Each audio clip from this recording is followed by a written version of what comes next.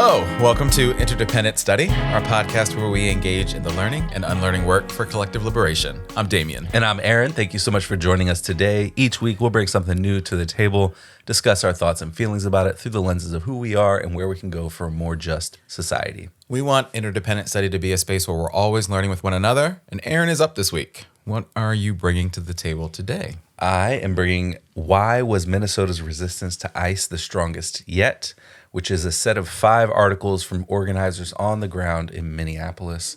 It was published in the latest issue of Hammer and Hope, which came out in the last few weeks. Yep. The 5 articles are People Got to Know Their Neighbors by Doran Schrantz, which breaks down 3 elements of resistance in the Twin Cities and highlights how important all of civil society is in resisting authoritarianism. Mm-hmm. The next was They Hate Us Because We Don't Hate Each Other by Marcia Howard, which makes a point, among other things, that caring for people gets labeled as fraud. The third is The People Who Can Do the Most to Protect Us Are Within the Sound of a Whistle by Lex Horan, which talks about how the Twin Cities organize block by block and the power of that kind of an organizing model in the face of something like ICE's operations in the Twin Cities. Next is We Woke Up ICE and the Hotels That Supported Them by Aru Shiney-Ajay, which talks about a tactic to interrupt ICE and some of the infrastructure that they're using, like hotels, gas stations, restaurants, and more. Yeah. And how we can interrupt those things. And then to close out this set of articles, there's an article called We Somalis Have Always Been a Community That Responded to One Another by Amina Adan, which talks about the way that the Somali community in the Twin Cities have been supporting one another and the resistance efforts against ICE. Right. So I really appreciated reading insights from a variety of corners of resistance in the Twin Cities. Yeah. There's a lot to learn here, just to take in. Yeah. That I think I'm just glad to have an opportunity to get to know some of the things that people are doing beyond the major stories that get reported out. And so, yeah, I really appreciated getting a chance to read these and dig into them a little bit. Where do you want to start? Yeah, I totally agree. I think this was an incredible collection of pieces about the response to ICE in Minnesota. And I appreciate the way that Hammer and Hope did this, to put these 5 organizers and the work that they did together in this compilation, if you will, of stories. These organizers offered some really great analysis and wisdom and lessons learned from their work and from how Minneapolis residents showed up and showed out to drive ICE out of their city. I want to start with Doran's article. So you mentioned it's People Got to Know Their Neighbors, which I thought was a really great introductory piece to this collection of articles. She is a longtime organizer in Minnesota and is the founder and director of Isaiah Faith in Minnesota and of the Organizing Lab, which both seem like fascinating organizations. She highlights how the response and the organizing that took place in Minneapolis was truly this citywide and civil society-wide response and mobilization to the crises that were taking place at the time. She said that she was estimating that something like 60 to 70% of Minneapolis, the metro area, was involved in some way, shape, or form, whether that was by delivering food or giving rides to people or patrolling neighborhoods or staging nonviolent actions or sit-ins. We talked about the airport when we talked about this before. And certainly by working as part of organizations that are on the ground in the city. And I just thought that was incredible, right? Like to think about 60% of a metro area city showing up, standing up, working together to say like hell no to this is just mind-blowing to think about. Even if it wasn't quite 60%, that's still a crap ton of people. And we know how effective it was in the end, especially in terms of actually getting the federal government to, pull ICE from the city in the end. And so I just thought that just kind of blew my mind to think about that volume and number of people showing up and saying, yeah, we're in this together, let's do it. Yeah, and so the population of the Twin Cities metropolitan area is 3.8 million. Wow. Ish. Wow. So 60% is almost 2 million people. Yeah, absolutely. That's a lot of mobilization. There's a lot of people plugged in. Yeah, well, and we saw those images of the people in the streets, and I would imagine that it was so many people on that bitterly cold day. Yeah, and that was just the one day. That was that one day. Yeah, she's talking about all these other ways that people are plugged in. Yes, and so I really appreciated the article too as a framework for the rest of the kind of articles and the different ways that people are getting plugged in. Yes. So Doran talks about these 3 pillars of mobilization, which were mutual aid, legal observing, and long-term consistent organizing. Yes. These 3 things are obviously different, but they gave people a ton of ways to plug into the work of resisting ICE. Yeah. So mutual aid gave people a way to connect with their neighbors and take care of one another, whether that was making sure people were fed or made it to appointments or to school or to what have you on time, or had their rent paid or had access to doulas so they could give birth at home because it wasn't safe to leave home. Yes. Which was, of course, like, people need access to those kinds of things, but it was just incredible that a network of doulas had organized to say, we've got you, and we'll be able to help you deliver at home. Yeah. So amazing work all around. And then the legal observing documented what ICE was doing and tracking their movements around the city to protect particular locations like daycare centers and mosques. Yeah. And they had 30,000 people trained to do this work in anticipation of ICE's operations in the cities, which even that number is yes. So much training you've got to do to get 30,000 people in there. And then there was the long-term organizing from labor unions, Faith in Minnesota, and Unidos, which formed a coalition to organize the day of action that we saw and we talked about, which created sit-ins and demonstrations at Target HQ, picket lines at airports like we've talked about, mobilizing over 350,000 people all in one day.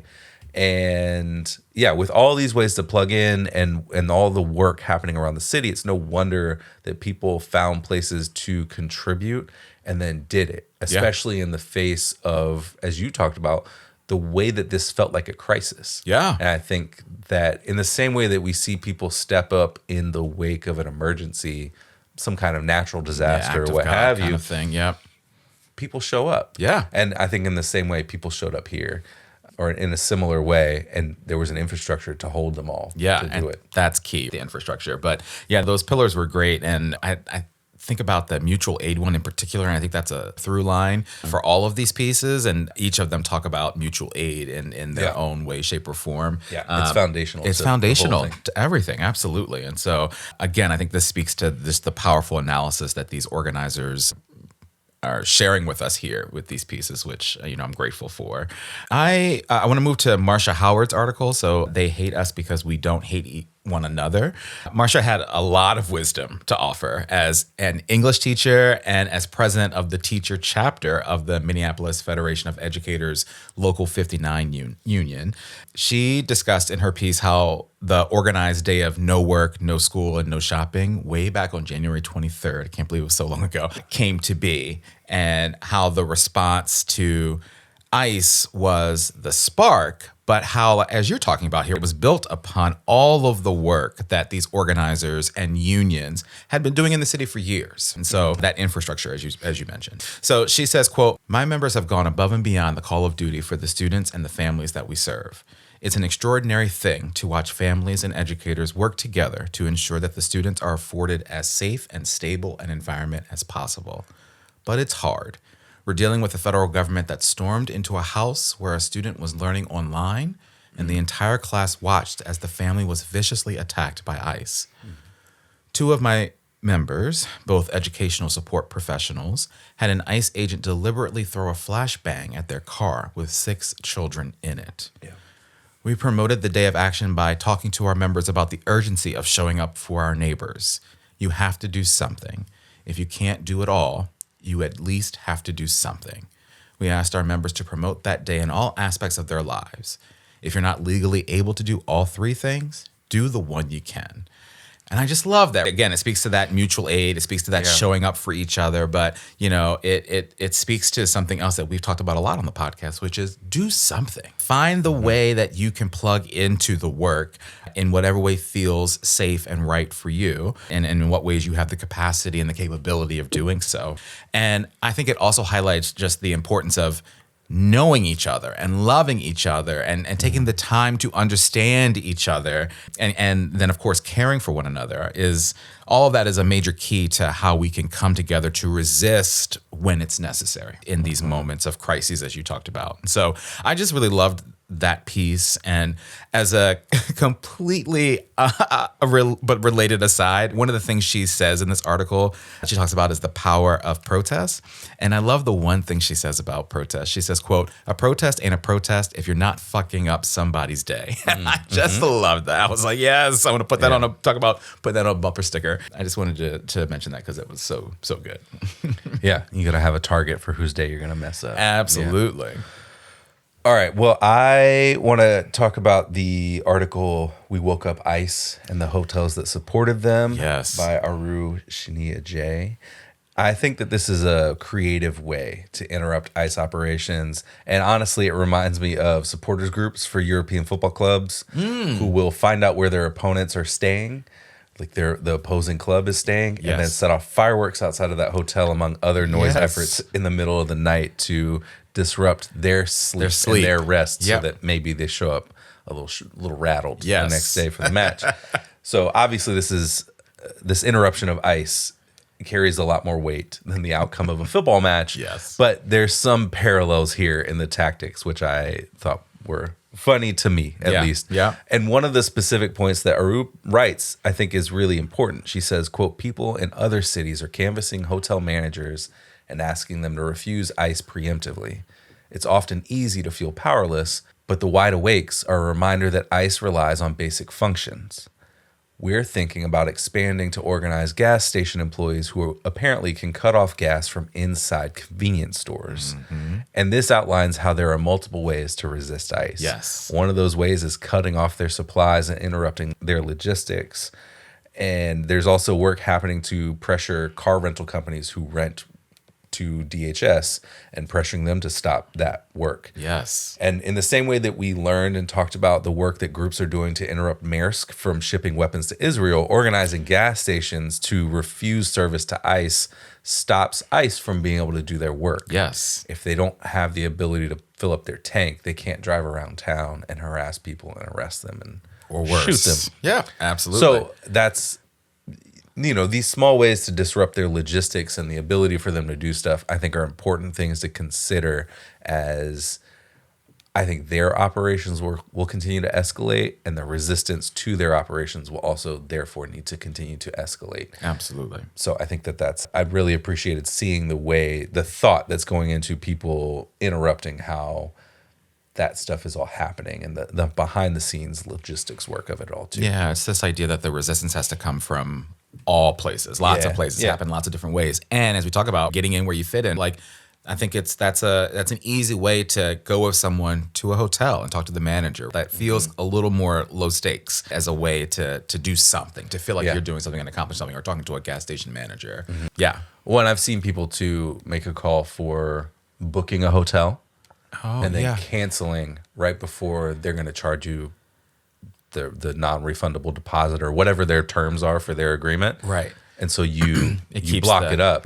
And so they can't book it because it's not available. Absolutely. And then you don't get charged. So there are multiple ways to get involved and do that kind of thing, especially if you know that there's a known location that ICE is going to be at. Absolutely. No, I love that. So that's another great piece. Another one in this collection of incredible articles was Amina Adan's article, "We Somalis Have Always Been a Community That Responded to One Another." She is a community organizer based in Minneapolis, and she shares a lot about what the Somali community there has done to protect and care for itself and for each other, which was obviously really amazing to learn about. But she also shares how the community responded in a major and public way after ICE murdered Renee Good, which I thought was just beautiful. So she says, quote, "Our culture is so private, but also deeply connected, even before this chaos.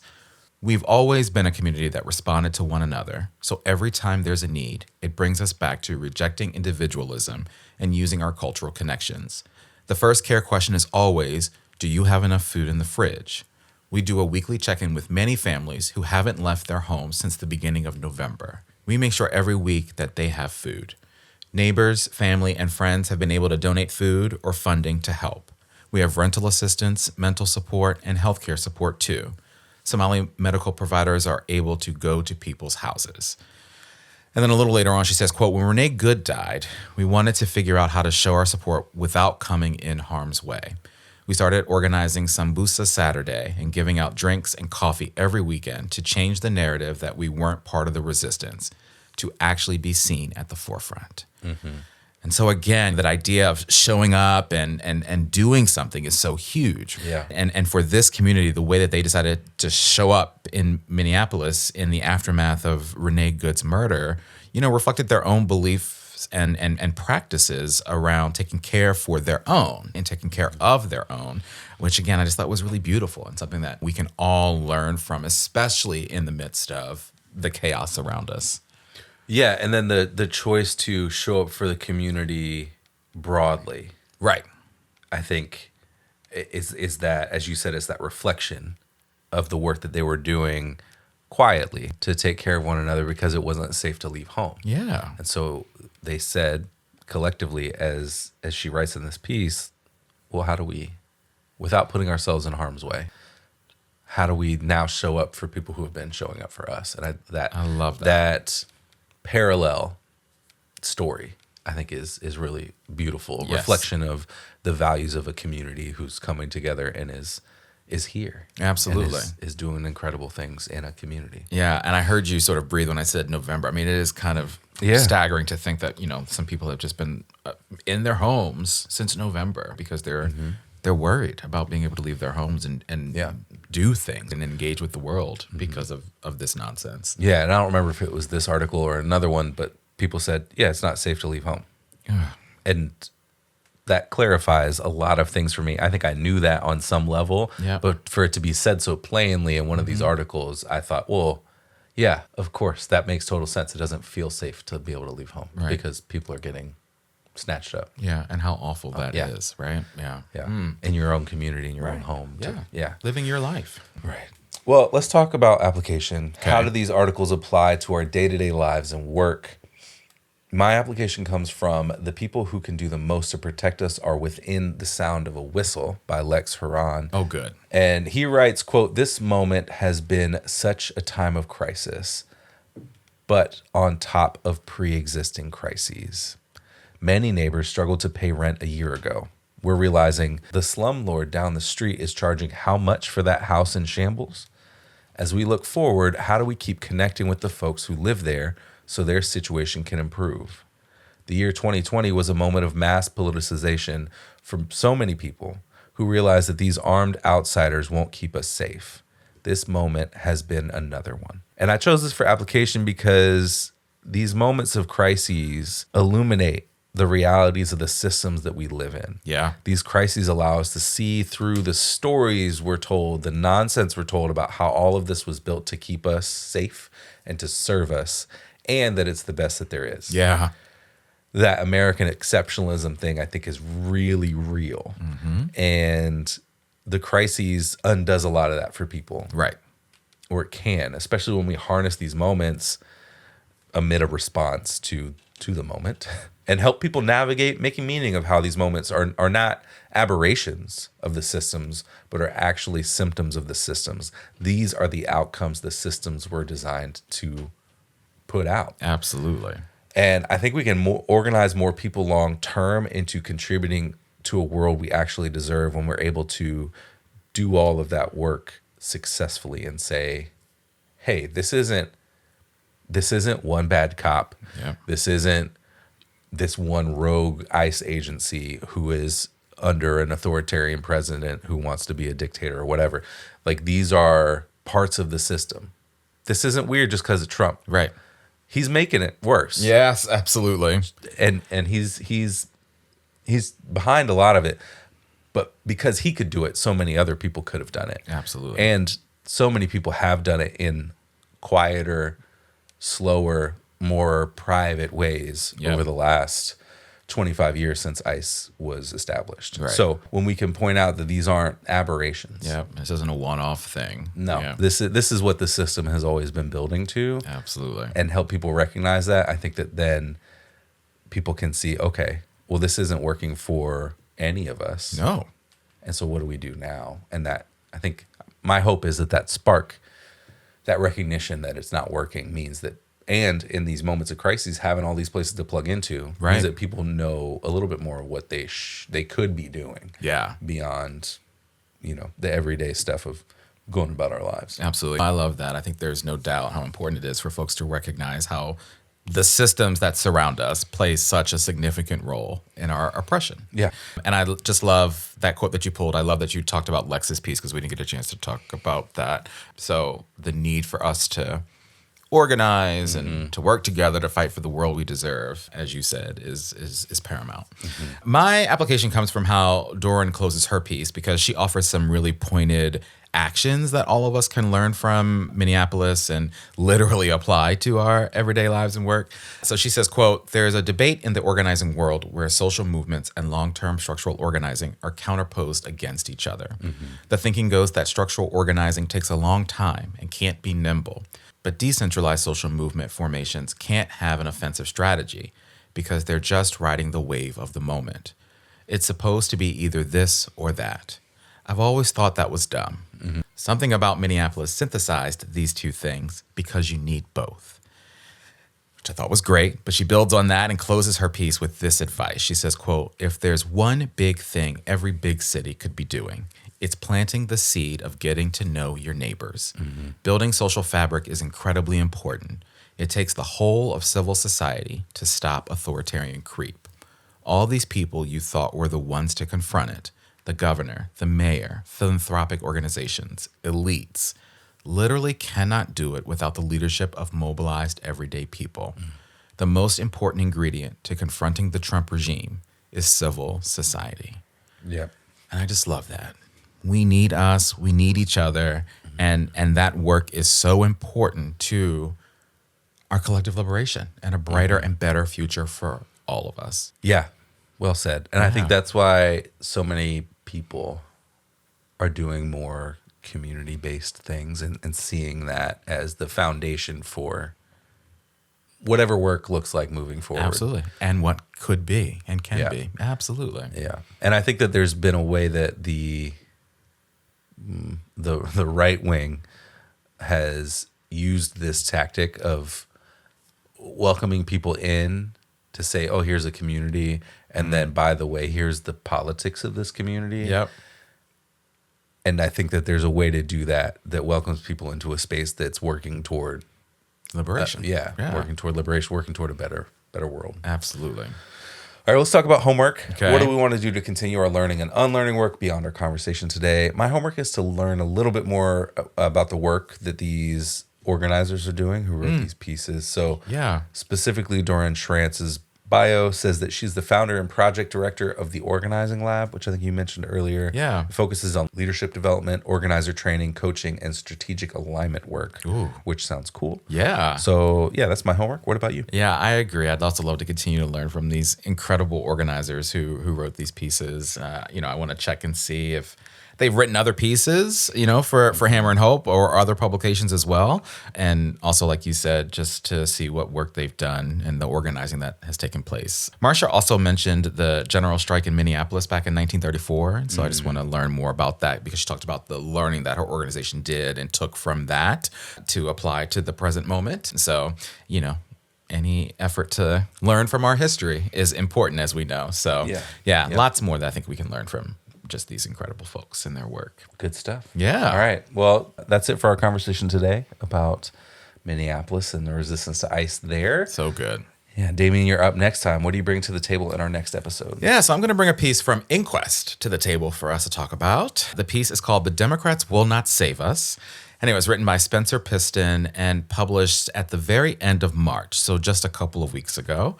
The byline of the piece is, quote, "As long TSA lines have snarled airports, Democrats have touted their resistance to some aspects of immigration policing.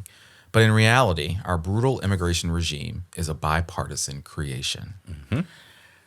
Which I was like, oh, all right. And to me, this piece looks like it's an exploration of the ways in which Republicans and Democrats have been partners in building the immigration regime that exists in our country. So given how real that is, I want to read this and talk about it with you. next time.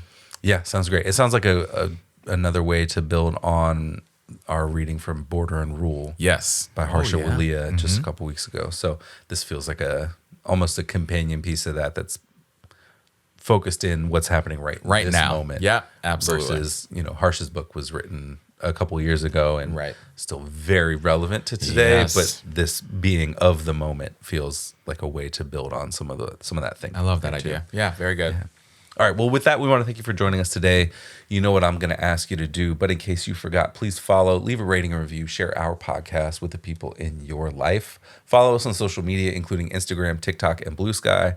Check us out on YouTube and sign up and join us on Patreon to get notified about any new things we've got going on behind the scenes. Yes. Thank you for listening. And remember, it's not about us, but it is about all of us. And we'll talk to you next week.